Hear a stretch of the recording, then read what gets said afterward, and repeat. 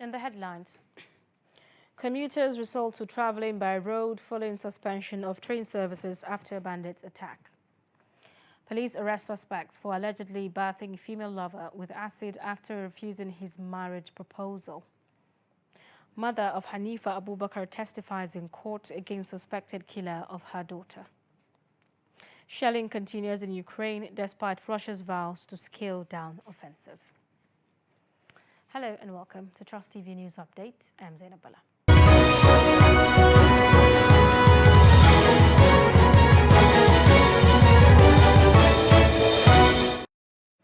Hello again, I'm Zainab Bala. Welcome to the program.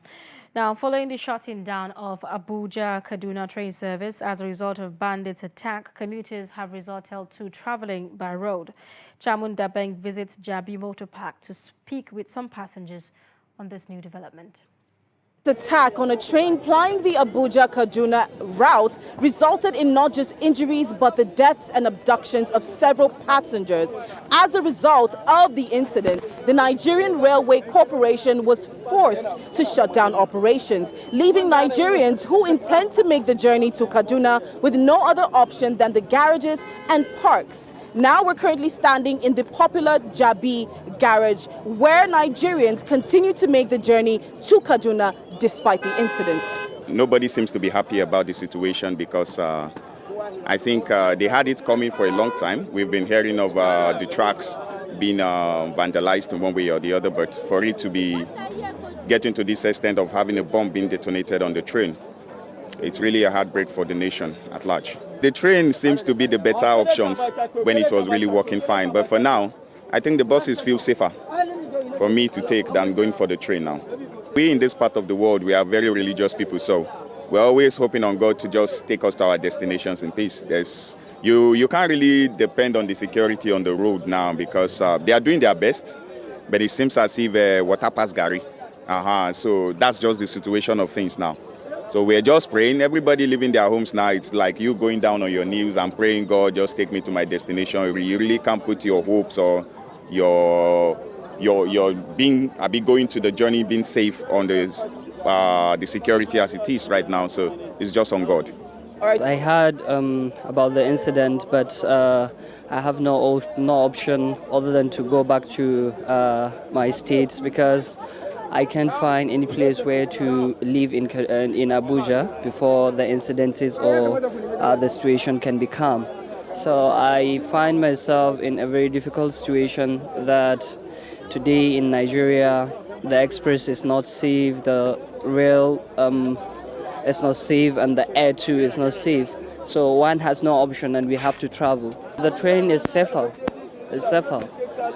Anything can happen on the express and a lot of uncertainties as well. But the train, I think, is safer. That's the alternative I have been using for quite long. So now I have no option other than to use the car. I pray that our executives and the legislatures will put all hands on deck to bring an end to this problem because it's actually haunting the economy of the country. You know, we have lost quite much on the transportation money that the NRC generates daily. You know, it's normal. And people are afraid to travel, you know, businesses are dying and it's really killing our economy and the state has to wake up for this call and it has to be considered as a national issue before we can all solve the problem together. That is why I'm even going to Kaduna now because one of my Oga lost his daughter in the tragic event. That's why I'm even going to Kaduna now to condole with the family. Yes, he's my Oga. And his daughter is involved. She died. The corpse was discovered at the 44 hospital yesterday. So they buried her, so I'm going to condole the family now. Everybody knows what is happening. We don't need to deceive ourselves. We all know what is happening. And there are authority in charge that are supposed to do something, not we ordinary people. Do you understand? So everybody knows what is happening. And they know, and they hear. They heard all that happened. So let them do the needful. People cannot stop traveling because of what is happening. But let the government who are involved, you know, that's where to protect the lives and properties of the citizens. Let them do something. That's just all about it. And no, I only use the train once. I work in Abuja here, but I live in Kano. I stay in Kano. So anytime I'm going to Kano, I go by road. You understand? So if you're going, just pray. If something is going to happen, it must happen. Just pray. That's all. Even if something happens now, it's only if it is happening that I will not travel. But if it's not happening, I will just pray and enter road. That's all. So the government, the authority need to do something. Let them know that people are dying every now and then, either in the train or the road and other distance. So let them do something. That's just.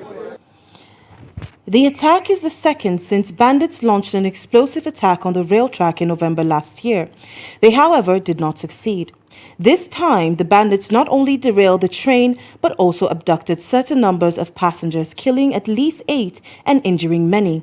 A visit to Jabi Motor Park indicates an increased inflow of passengers because of the suspension of train shuttle service.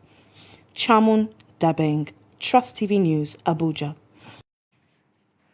The Federal Executive Council on Wednesday observed a minute silence in honor of the victims of Abuja-Kaduna train terror attack.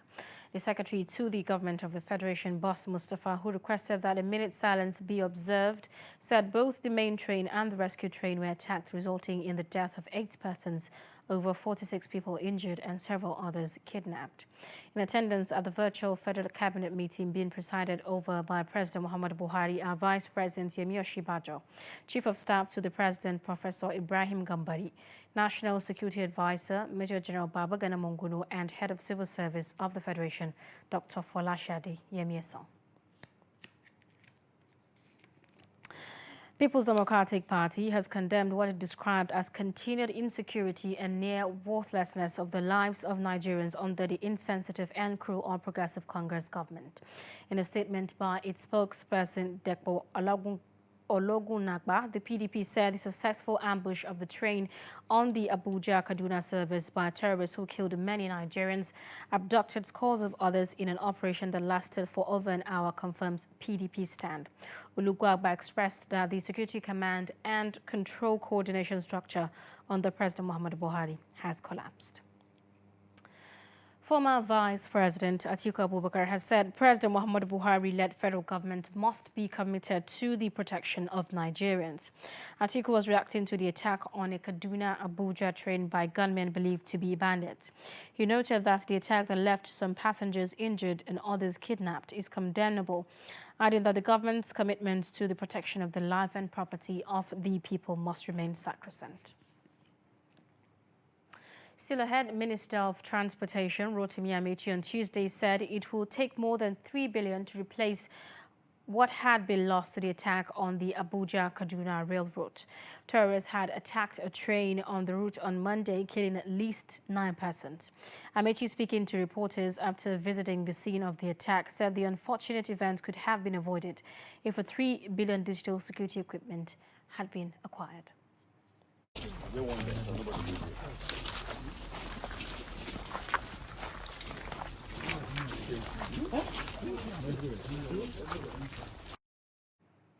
Elsewhere, police in Adamawa State has arrested Wanka Mahamanjoda for allegedly bathing his female lover with acid because she refused his marriage proposal.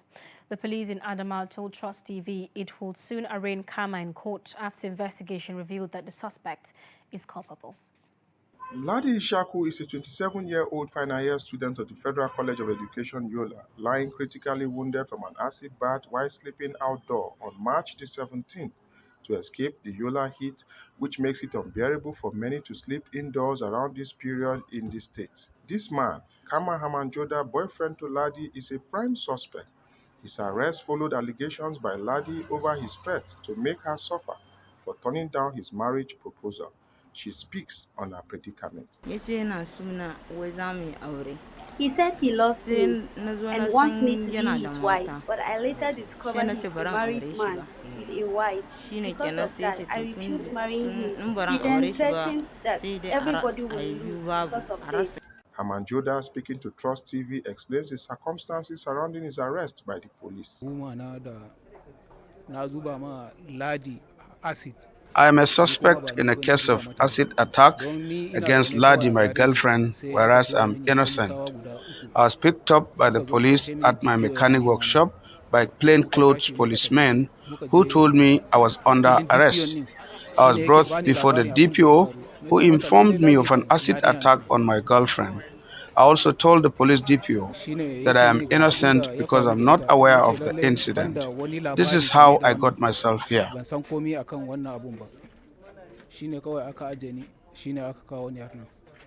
any stone unturned to get justice for the victim of the acid attack. Upon receiving the report, the command apprehended the person in connection of the case, and the Commissioner of Police have directed investigation into the matter. As I'm talking to you now, the command is investigating, and we are gathering both human and material evidences available to see how we can charge him to court for law to take its course. Mother of little schoolgirl killed by her teacher, Murja Suleiman, testifies before a Kano State High Court in the murder trial of Abdul Malik Tanko. She told the court that a tricycle rider kidnapped the girl on December 4th last year, and the rider turned out to be her school proprietor. Murja told the court on February 4th she received a phone call demanding 6 million naira ransom from someone who later turned out to be Abdul Malik Tanko.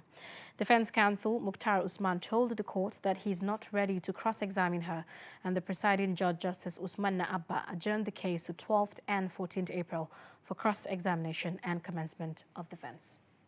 Today's hearing is when they called the seventh witness, who happened to be the mother to the victim, came and testified. It was put to a stall when we challenged the tendering of the wordings in the GSM, which was overruled. But notwithstanding, we just felt it would not be out of place if we go into cross-examination without going through the content of the statement made in the GSM communication that transpired between the first defendant and the seventh witness, prosecution witness. That was what transpired today. And the court obliged us the opportunity to come and cross-examine the witness at the next adjourned date, which is slated for the 12th day of April 2022.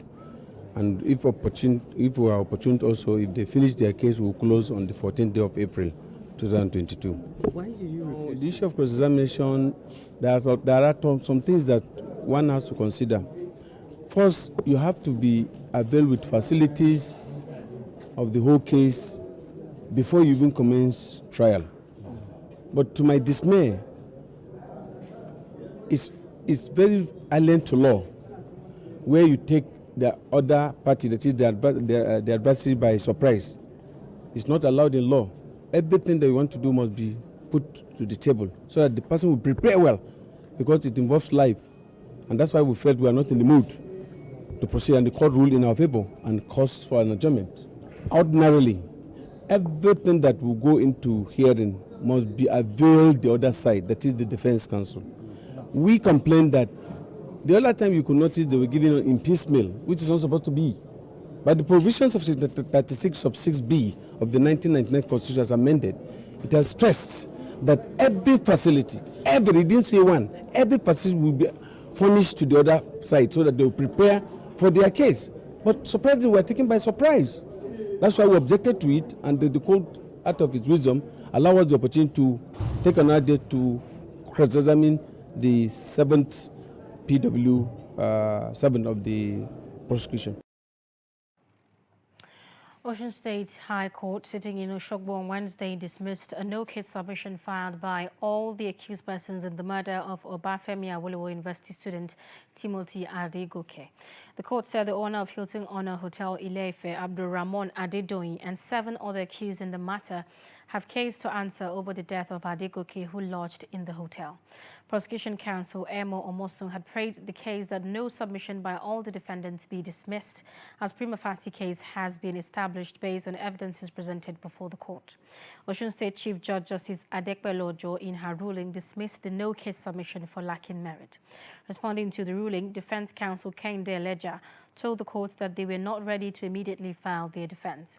He then prayed the court that the defense counsels would require time to prepare for their defense. Justice Ojo adjourned the case till 25th of April for the hearing. Now, the National Drug Law Enforcement Agency, NDLEA, has arrested a drug kingpin heading a syndicate operating at the Murtala Mohammed International Airport, Ikeja, Lagos, and 6 other members of his gang. Spokesperson for the National Drug Law Enforcement Agency, Femi Babafemi, who confirmed the arrest on Wednesday, said the Lagos Airport drug syndicate is behind the smuggling of over 1 million tablets of tramadol seized on Tuesday, 15th March by NDLEA operatives in collaboration with aviation security and customs service personnel at the airport. Babafemi also revealed that a professional methamphetamine cook and a lawyer were also arrested in Owerri, Imo State, and Ado-Ekiti, Ekiti State, respectively.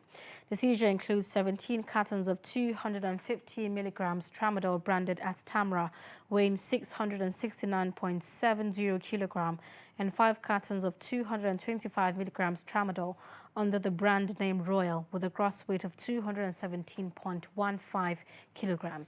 He further stated that the psychotropic substance, which was imported into the country from Pakistan, was smuggled through the airport tarmac using one of the vehicles of the Skyway Aviation Handling Company and was intercepted at the Federal Airport Authority of Nigeria.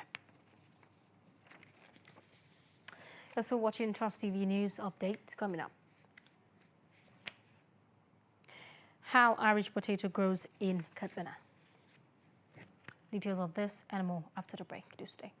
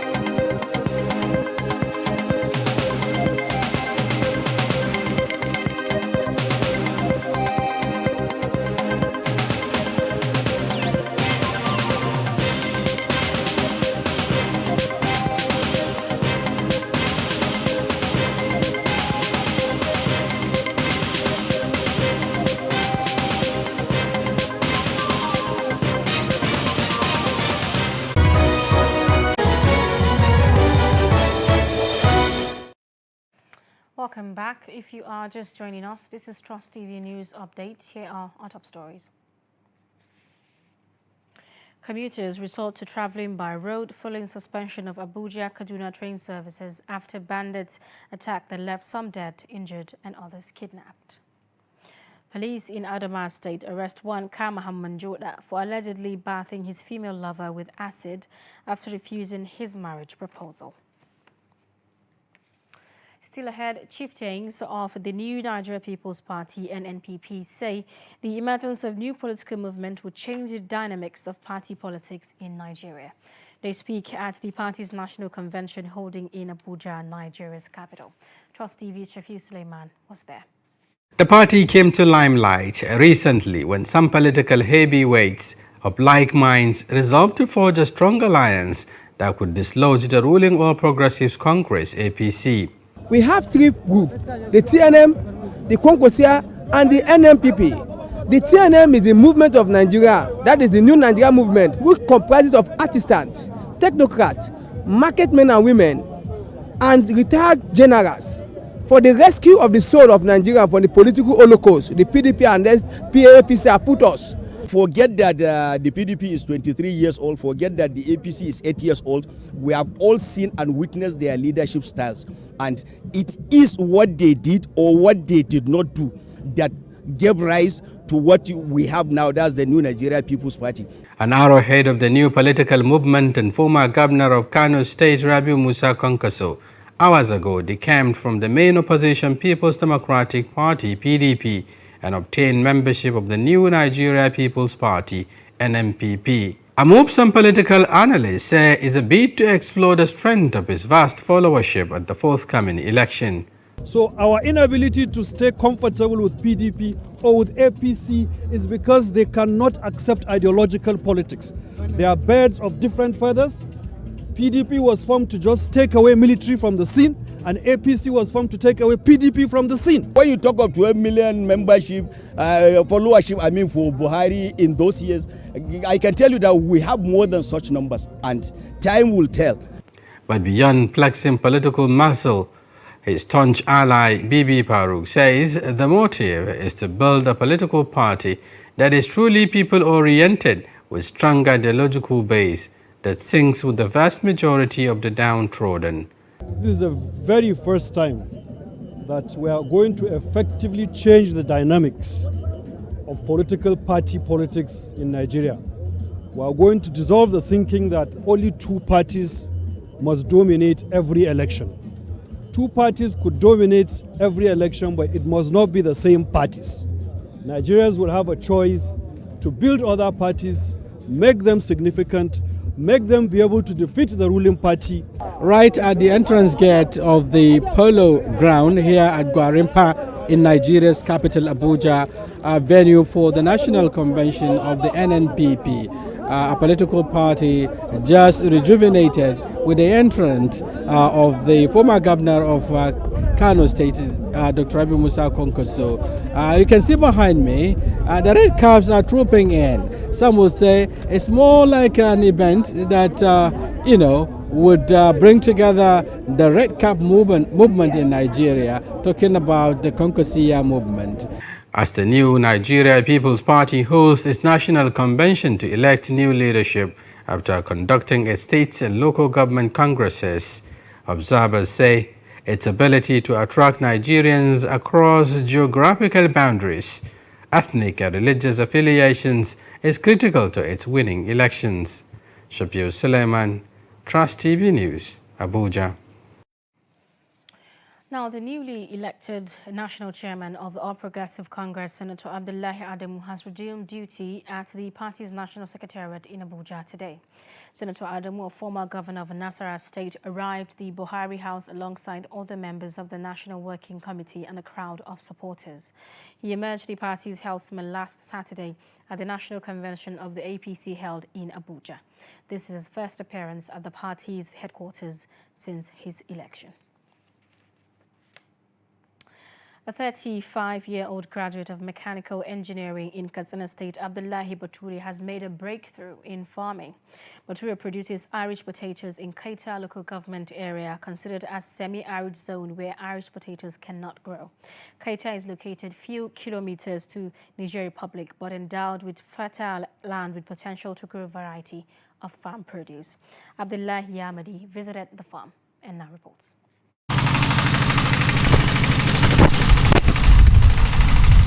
The mechanical engineer who said he started cultivating Irish potatoes here 2 years ago described it as a profitable venture considering the soil fertility of the area, which requires the application of only manure to get the best yield. Basically, it's like now, it's like I have already harvested 1/3 of the planted Irish potato that on the ground. So I'm now expecting like about 15 tons on the ground, inshallah. Okay.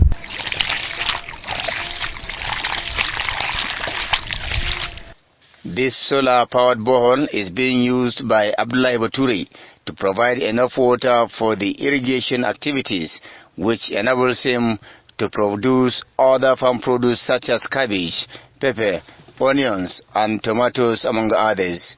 In 2022 alone, the young farmer produced over 800 bags of 50 kg Irish potatoes here, which he said happens to be one of the best in terms of size and quality.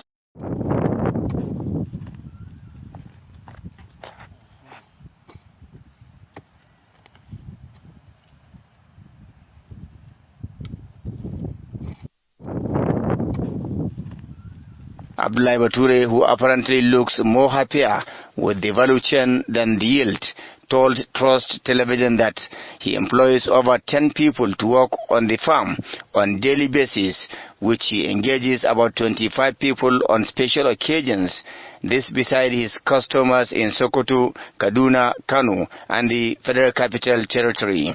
He, however, speaks on some of the constraints involved in irrigation farming and Irish potatoes production. The only challenge, let the government come in to see the possibility of creating employment toward this production of Irish potato, because we have the market, and I know that inshallah, if we can coordinate, we can produce more than our expectation. In spite of all these challenges, experts say the most amazing thing is that one can bring anything from anywhere and grow it anywhere in the northern part of the country. Abdullahi Ismail, Trust Television News, Katsina. And on the foreign scene, Ukrainian officials reported shelling around the capital, Kiev, and the northern city of Chernihiv on Wednesday, despite a promise by Moscow to scale down military operations there. Meanwhile, Norwegian Defense Ministry said on Wednesday that the country has donated more weapons to Ukraine to help the country defend itself against Russia's invasion. The latest shipment, which has already been completed, is 2,000 M72 anti-tank weapons, raising the total number of M72s donated by Norway to 4,000. Russian Foreign Minister Sergei Lavrov on Wednesday said Moscow would work with Iran to take practical steps in an effort to circumvent Western sanctions. And in sports, Senegal has won the second leg of the African World Cup playoff in Diamniadio thanks to a 4th-minute goal from Boulaye Dia, and the teams finished level at 1-1 on aggregate after extra time. Sadio Mane netted the winning penalty as Senegal ended Mohamed Salah's Egypt's dream of qualifying for the 2022 World Cup in Qatar.